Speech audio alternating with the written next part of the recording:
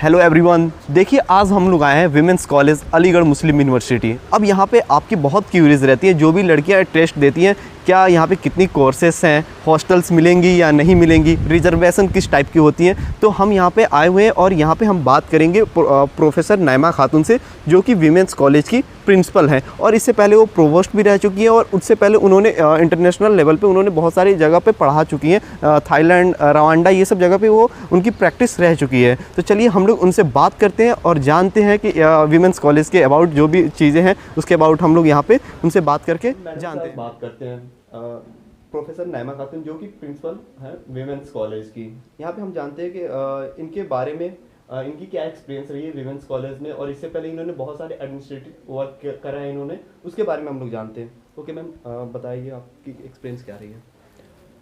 जैसे मेरे बारे में आपने पूछा तो मैं साइकोलॉजी की प्रोफेसर, मैं जो डिपार्टमेंट ऑफ साइकोलॉजी है अलीगढ़ मुस्लिम यूनिवर्सिटी उसकी चेयरपर्सन थी। फिर 2014 में ये पोस्ट खाली हुई प्रिंसिपल वुमेंस कॉलेज की। मैंने अप्लाई किया, इसका इंटरव्यू हुआ और मेरा सिलेक्शन हुआ। तब से मैंने यहाँ पे एज प्रिंसिपल ज्वाइन किया, लेकिन मैं इसी कॉलेज की पढ़ी हुई भी हूँ। तो मेरे लिए एक एडवांटेज भी था और एक मेरे लिए इस कॉलेज को सर्व करने का। कुछ लोगों ने मुझसे पूछा भी कि आप एकेडमिक हेड हैं, एक साइकोलॉजी डिपार्टमेंट की हेड हैं, आप इसको क्यों छोड़ के उसके बाद आप डीन बनेंगी और पूरा प्योरली एकेडमिक है। तो मैंने कहा मेरा इस इंस्टीट्यूशन से एक इमोशनल लगाव है, क्योंकि मैं इस कॉलेज की पढ़ी हुई हूँ और ये एक खाली एक कॉलेज नहीं है, इसमें हमारे फाउंडर्स के बहुत सेक्रीफाइसेस हैं। तो ये एक यूनिक है। उस वक़्त जब औरतों के एजुकेशन के लिए बिल्कुल एक टैबू सा माना जाता था कि मुसलमान औरतें अंग्रेज़ी एजुकेशन कैसे हासिल कर सकती हैं। अंग्रेज़ी एजुकेशन का मतलब उस वक्त, आज से 115 साल पहले, उस वक्त ये माना जाता था कि अंग्रेज़ी एजुकेशन का मतलब है क्रिश्चियनिटी, एक तरह से कन्वर्जन टू क्रिश्चियनिटी। उस वक्त वेव था, उसके अगेंस्ट जाके हमारे फाउंडर जो थे शेख अब्दुल्ला और उनकी बीवी वहीद जहां बेगम ने ये एक मूवमेंट शुरू किया औरतों के एजुकेशन के लिए। तो ये तो इसका बैकग्राउंड है। हमारे इस कॉलेज के एस्टेब्लिशमेंट के पीछे बहुत सारे लोगों के सेक्रीफाइसेस हैं और उस दौर में एक तरह से इसको कहा जा सकता है कि जो हमारे एफ़र्ट्स थे फाउंडर के, ये पहला वुमेन एजुकेशन मूवमेंट था हिंदुस्तान में। तो वो उस बैकग्राउंड के तहत मैंने वो चेयरमैनशिप तो मैं कर ही रही थी, लेकिन वहाँ पे काम करने का दायरा थोड़ा लिमिटेड था और यहाँ पे जो है, यहाँ बहुत कुछ करने का है एज प्रिंसिपल वुमेंस कॉलेज। तो इसीलिए मैंने छोड़ के यहाँ पे ज्वाइन किया। मैडम, मैंने एक चीज़ आपके देखा था कि आपका इंटरनेशनल एक्सपीरियंस भी रहा है। हाँ, मैंने बाहर पढ़ाया। मैंने वैसे तो मैं कॉन्फ्रेंसेस और वर्कशॉप वगैरह में यूएस गई, मैं रोमानिया गई और थाईलैंड, और 1 साल मैंने रवांडा में पढ़ाया। यूएनडीपी का प्रोजेक्ट के तहत वहाँ पे जेनोसाइड के बाद वो था, वो मैं इसलिए गई कि मेरे हस्बैंड वहाँ 5 साल के एक प्रोजेक्ट में थे यूएनडीपी के, वहाँ पढ़ा रहे थे यूनिवर्सिटी में। तो हम भी यहाँ से यूनिवर्सिटी से परमिशन लेके मैंने 1 साल पढ़ाया, लेकिन बच्चों की एजुकेशन की वजह से फिर मुझे लौट के आना पड़ा। आपने जिक्र किया कि विमेंस कॉलेज के फाउंडर अब्दुल्ला साहब के बारे में, तो मैंने देखा कि वो पहले ये स्कूल हुआ करती थी, हाँ, जो कि शहर में थी। फिर ये यूनिवर्सिटी में कैसे? ये तो 1906 में वो बालाए किला शहर अपर फोर्ट में बहुत छोटे कम लड़कियों के साथ, ये ख़ुद हमारे फाउंडर की बीवी जो वहीद जहां बेगम थे, वो बग्गी में बैठ के जाती थी पर्दे में और बच्चियों को वहाँ से लेके आती थी जब यहाँ शुरू हुआ। इससे पहले बिल्डिंग यहाँ जब नहीं थी तो शहर में एक छोटे से बिल्डिंग में ये स्कूल चालू हुआ। उसके बाद धीरे धीरे उन्होंने इंस्पायर किया, जबकि ख़ुद शेख अब्दुल्ला साहब का ये पूरी जायदाद जो है, ये पूरा कैंपस जो है, ये इसमें 3 स्कूल हैं और ये 8 हॉस्टल हैं और ये कॉलेज है, ये जितना बड़ा, ये सब उनका पर्सनल प्रॉपर्टी था, जो उन्होंने पूरा वुमेन एजुकेशन के लिए पूरे सारी चीज़ डोनेट कर दी। यहाँ तक कि उनकी जो पर्सनल कोठी थी, उन्होंने ये था कि मेरे आखिरी औलाद जब तक हयात हैं तब तक तो वो उसका इस्तेमाल कर सकते हैं, जो उनका पर्सनल घर था जिसमें अभी अब्दुल्ला स्कूल चलता है। और जब उनकी सबसे छोटी बेटी का इंतकाल हुआ, उसके बाद वो कोठी भी जो अब्दुल्ला लॉज के नाम से जाना जाता है, वो कोठी भी यूनिवर्सिटी को मिल गई और उसके मुतवल्ली अभी वाइस चांसलर साहब हैं। और वो अपने विल में ये लिख गए कि ये हमारे वुमेंस कॉलेज और स्कूल के पर्पस के लिए इसका इस्तेमाल होगा। वो कोठी के लिए भी लिख गए हैं, जिसमें हमारा वुमेंस क्लब भी चलता है, अब्दुल्ला स्कूल भी चलता है उसी बिल्डिंग में, और ये इसी के बराबर में है जो उनका घर था। जी इतनी बड़ी मैंने ये विमेंस कॉलेज देखा, इसमें टोटल नंबर ऑफ फैकल्टीज कितनी है? इसमें हमारे 112 फैकल्टीज़ हैं। 112 अभी सब भरी नहीं है, जो इस वक्त कुछ पोस्टें खाली हैं, लेकिन टोटल नंबर ऑफ पोस्ट जो हैं वो 112 हैं। और ये कोर्सेज कितने देते हैं? हमारे यहाँ जो कोर्सेज हैं ये 34 कोर्सेज हैं हमारे। मतलब हमारे यहाँ जो फैकल्टी जो हैं वो science, life science, agricultural science, arts, social science, theology, ये सब सारी चीज़ें। अब ये बोला जाता है एंट्रेंस जो होती हैं उसमें शायद गर्ल्स और वीमेंस के लिए शायद अलग रिजर्वेशन होती है।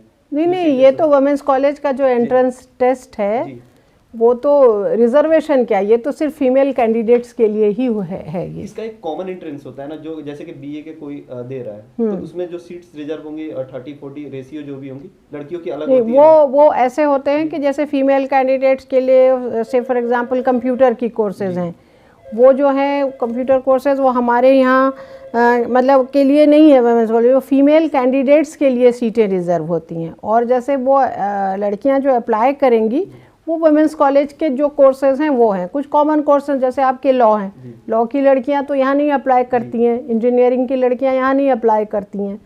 तो इसी तरह से जो हमारे यहाँ सिर्फ जो मैंने बताया ये BA, BSc, BCom, science, life science, commerce, arts, social science, theology, fine art, BFA भी हमारे पास है, 4 इयर्स कोर्स जो है, वो लड़कियां तो यहीं सिर्फ अप्लाई करेंगी।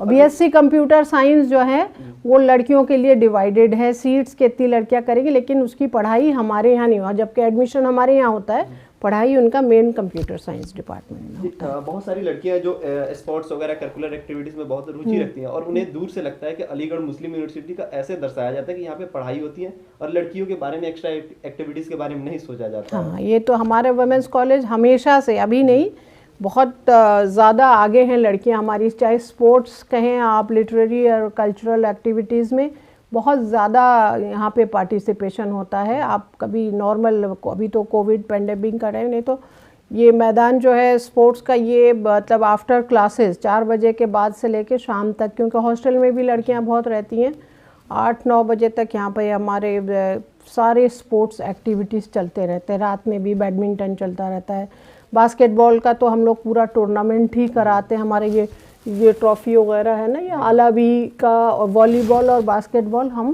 फाउंडर शेख अब्दुल्ला का बास्केटबॉल टूर्नामेंट और आलाबी के नाम से वॉलीबॉल टूर्नामेंट हम कराते हैं। वो तो बहुत है। और अब हमारे पास एक ओलंपिक साइज़ का स्विमिंग पूल भी हो गया है, लेकिन वो अनफॉर्चुनेटली उसके फ़ौरन बाद ये कोविड आ गया, तो वो इनॉग्रेशन तो हो गया उसका, लेकिन हम उसको प्रॉपरली उसको मतलब उसका ऑपरेशनल नहीं हो पाया उसके फ़ौरन बाद कोविड की वजह से। और सारे फैसिलिटीज़ स्पोर्ट्स के हमारे पास हैं। बहुत सारी ये लगता है अलीगढ़ जो मुस्लिम यूनिवर्सिटी है इसमें मुस्लिम बच्चों को रिजर्वेशन दी जाती है। नहीं, ऐसा कोई नहीं, प्योर मेरिट बेसिस पे होता है जो रूल है। हमारा तो सेंट्रलाइज्ड एडमिशन, जो एडमिशन होते हैं वो जैसे हमारा कंट्रोलर्स ऑफ एग्जामिनेशन एडमिशन है, वो कॉमन है सबके लिए। और ये बिल्कुल जैसे सब सारे कोर्सेज मेरिट बेसिस पे होते हैं, वही हमारा भी वही सिस्टम है। मुसलमान लड़कियों के लिए हमारे पास कोई अलग से रिजर्वेशन नहीं, it is purely on the basis of merit. और वो नॉमिनेशन की जो पॉलिसी यूनिवर्सिटी की है वही यहाँ भी फॉलो होती है। जैसे कुछ सीटें एम्प्लॉइज़ के बहुत कम नंबर ऑफ सीट्स एम्प्लॉइज़ के लिए जो यूनिवर्सिटी के जो है उसमें पॉलिसी वही यहाँ भी है। अलमनाई के लिए, कुछ एम्प्लॉइज़ के लिए, कुछ डिस्टेंट स्टेट्स के लिए, हैंडीकैप के लिए जो रिज़र्व है वही है रूल्स। ये एज मुस्लिम्स के लिए कोई सीट रिज़र्व नहीं है। बात ये करते हैं कि जो दिल्ली यूनिवर्सिटी हमारे यहाँ इसीलिए number of non Muslim girls भी बहुत है, जो नॉन मुस्लिम गर्ल्स हमारे हॉस्टल में भी और एनआरएससी भी बहुत है। ऐसा नहीं है। अभी देखा जा रहा है कि जो मॉडर्न जो एजुकेशन लोग देख रहे हैं कि जैसे आउटिंग मतलब कि ओवर जो लड़कों को फैसिलिटीज मिल रही हैं वो लड़कियों को भी मिलती हैं, मतलब कि वो सिर्फ मैंने कि यहाँ पे आपने बताया करिकुलर एक्टिविटीज भी सबको मिल रही है, स्पोर्ट्स भी मिल रही है, वो जो होता है कि एक फ्रीडम टाइप का जो हमारी समाज जो उनको दूसरे तरीके से देखती है। हाँ, वो जो फ्रीडम की आप जिस तरह की बात कर रहे हैं ना, आउटिंग और इसकी, इसमें ऐसा कभी नहीं है कि लड़की क्योंकि वो लड़की है उनके ऊपर पाबंदियां, ऐसा नहीं है। हर हॉस्टल के, हर इंस्टीट्यूशन के कुछ एडमिनिस्ट्रेटिव रूल्स होते हैं। जैसे मिरिंडा हाउस में भी अगर आप जाएं, दिल्ली का बहुत मॉडर्न हॉस्टल है, तो वहाँ ऐसा है नहीं कि लड़कियां रात भर घूमती हैं, ऐसा नहीं है, उनका भी हॉस्टल का रूल्स होता है।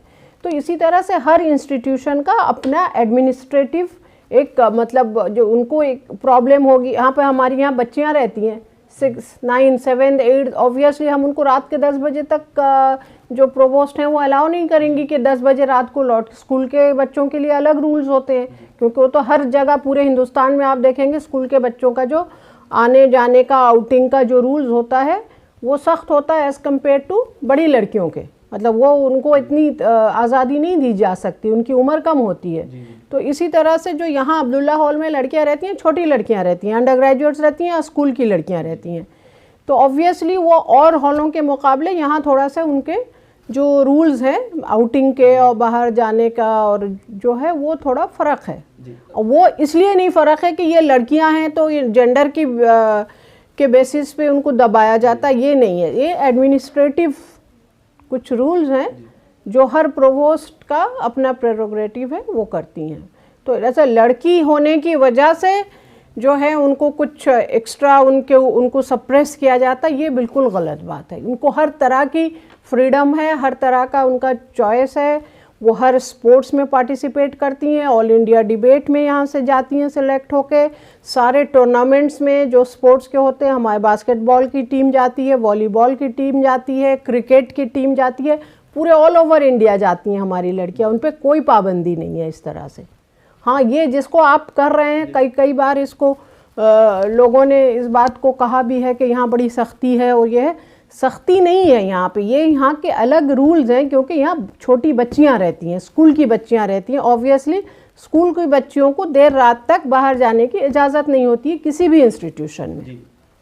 ये कहा जाता है अलीगढ़ मुस्लिम यूनिवर्सिटी जो है अपनी तहजीब से बहुत ज़्यादा फेमस है। हाँ, इसमें तहजीब लड़कियों के लिए क्या तहजीब है? बिल्कुल, खाली लड़कियों के लिए नहीं, तहजीब लड़कियों के लिए, लड़कों के लिए भी उतना ही ज़रूरी है जितना लड़कियों के लिए। लड़के हैं इसलिए ये मतलब नहीं है कि वो बिल्कुल तहजीब के दायरे से बाहर रहेंगे, वो कुछ भी कर सकते हैं। आप अगर जाते हैं कहीं बाहर अलीगढ़ से, तो आपके बिहेवियर को देख के अलीगढ़ के ऊपर लोग ओपिनियन कायम करते हैं। तो यहाँ के हर लड़का जो होता है वो एम्बेसडर होता है अलीगढ़ मुस्लिम यूनिवर्सिटी का। तो इस तरह से लड़कों को भी बहुत ही महज़्ज़ब तरीके से बिहेव करना चाहिए। लड़का जैसा बिहेव करेगा वो इम्प्रेशन होगा अलीगढ़ मुस्लिम यूनिवर्सिटी का। तो वही चीज़ लड़कियों के लिए भी, ऐसा नहीं कि लड़कियाँ तहजीब में रहें और लड़कों के लिए कोई तहजीब नहीं है, दोनों के लिए बिल्कुल इक्वल है। यहाँ का पढ़ा हुआ हर लड़का और हर लड़की वो एक अलग अंदाज से जहाँ भी जाते हैं वो एक अलग प्रिंट छोड़ते हैं। वो उसका मतलब ये है कि यहाँ की जो तरबियत होती है, तालीम के साथ साथ तरबियत को बहुत ज़्यादा अहमियत दी जाती है। बहुत उसका बिहेवियर बहुत कैसा होगा, बहुत ही कल्चर्ड होगा, बहुत तमीज़दार होंगे लड़के लड़कियाँ दोनों। जब मैं कहती हूँ तमीज़ की बात तो वो दोनों के लिए कहती हूँ। ये अलग बात है अगर लड़के ये समझे तो तमीज़ और के दायरे और तमीज़ और बिहेवियर ये सब लड़कियों के लिए, हम तो लड़के हैं हमारे लिए कुछ ऐसा नहीं, ये बिल्कुल गलत बात है। आप लोगों की तरबियत उतनी ही ज़रूरी है जितनी लड़कियों की है, क्योंकि और आप लोगों का एक्सेस जो है पूरे दुनिया भर में ज़्यादा है लड़कियों के मुकाबले, क्योंकि हमारा नंबर कम है लड़कियों का। इसीलिए आपकी तरबियत जो है वो बहुत ज़्यादा मायने रखती है जी पूरे इंटरनेशनल सिनेरियो में। जी, हॉस्टल से रिगार्डिंग कुछ क्वेश्चंस थे अगर पॉसिबल हो। जैसे कि बोला जाता है कि जो बच्चे यहाँ पहले से 12th कर चुके हैं उनकी हॉस्टल्स में पहले उनको लिया जाता है कि उनके रूम्स वगैरह अलॉटमेंट वगैरह पहले होती हैं। इंटरनल की बात कर रहे हैं? नहीं, हॉस्टल में भी ऐसा नहीं होता है, क्योंकि कुछ बच्चियाँ 12th करके छोड़ के भी चली जाती हैं ना, और कुछ फ्रेश आती हैं बीएससी में। ऐसा कुछ नहीं है कि कोई रिज़र्व है कि जो 12th करके गई हैं उनके लिए, इस तरह से नहीं। हॉस्टल का सारे हर जगह रूम अलॉटमेंट की एक पॉलिसी होती है। पॉलिसी होती है कि किस बिना पे, जाहिर अगर हमारे पास 100 सीट हैं और हमारे पास एप्लीकेशन 300 हैं। हमने कोई ना कोई क्राइटेरिया अडॉप्ट करेंगे, उनको कमरा अलॉट करने प्रायोरिटी पे किसको देंगे, क्या जिन लोगों का परसेंटेज हाई है उनको देंगे, या फिर जो लोग बहुत, जैसे मैं जब प्रोवोस्ट थी तो तब कमरे की बहुत कमी थी, एकोमोडेशन की बहुत, अब तो उतनी क्राइसिस नहीं है, अब बहुत आईजी हॉल भी मिल गया है अंडर ग्रेजुएट्स के लिए, तो अब उतनी क्राइसिस नहीं है, पहले जो था बहुत क्राइसिस थी। तो जब मैं प्रोवोस्ट थी मेरा ये है कि उस वक्त हम 2 चीज़ों को ध्यान में रख के अलॉटमेंट करते थे। जो क्राइटेरिया था, तो जाहिर सी बात जो बहुत दूर से बच्चे आते थे, जैसे आसाम से, केरला से, बंगाल से, प्रायोरिटी में हम उनको कमरे देते थे। दूसरा जो प्रायोरिटी उसके बाद अगर जैसे होता था तो वो मेरिट पे करते थे, क्योंकि उसके अलावा तीसरा हमारे पास कोई चॉइस नहीं था कि हम हमारे रिश्तेदारों को तो हम अलॉट नहीं कर सकते ना। सो 2 क्राइटेरिया जब मैं थी प्रोवोस्ट तो हम लोग इसको देख के अलॉटमेंट करते थे। अब उतनी क्राइसिस नहीं है, एकोमोडेशन काफ़ी ईज आउट हो गया है। जी मैम, बहुत बहुत शुक्रिया आपका, आपसे बात करके बहुत सारी हमारी जो क्यूरीज होंगे वो कंप्लीट हो गए होंगे। बहुत बहुत शुक्रिया मैम टाइम देने के लिए। Thank you.